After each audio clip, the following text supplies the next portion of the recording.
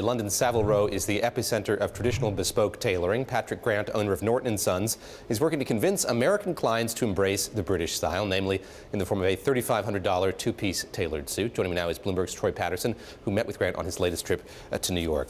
Let's start with Norton Sons. Give us a sense of what the shop makes and sort of how big it is. They make suits. Yes. They've been doing that since 1820. They've founded their reputation as a city tailor.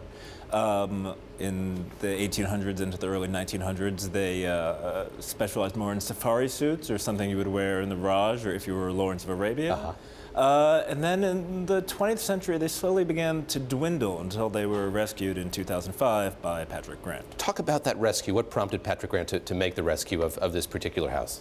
Patrick Grant is not a fashion guy. He's more like, first of all, more a craftsman than a fashion guy.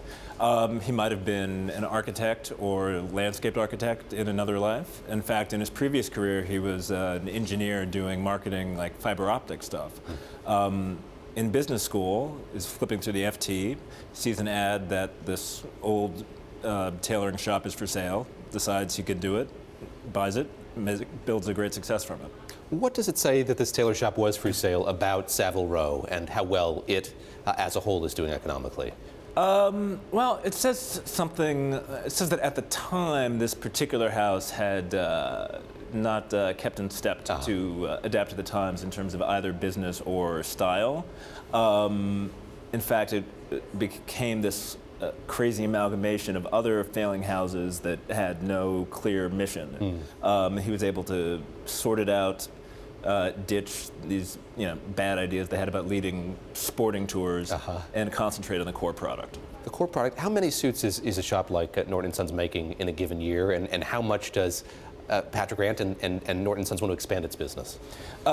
They make about 300 suits a year, and in terms of bespoke tailoring, that's quite enough. I'm not sure that there are any economies of scale there. Sure.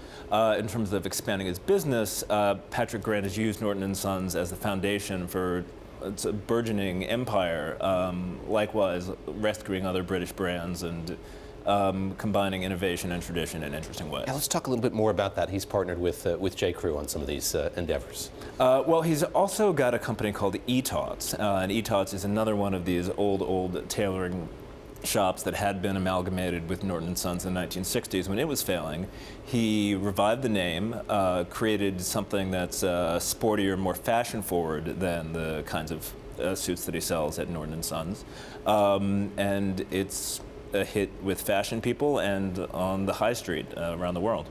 Ask you just lastly here, sort of what goes into making one of these suits? If you or I were to go in to get one of these $3,500 suits, what's the process like? How involved is it?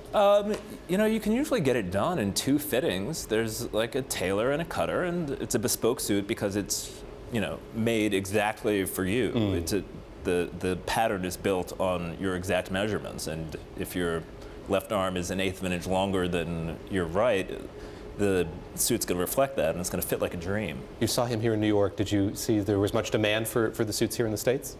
I mean, there's a limited clientele, Sure. right?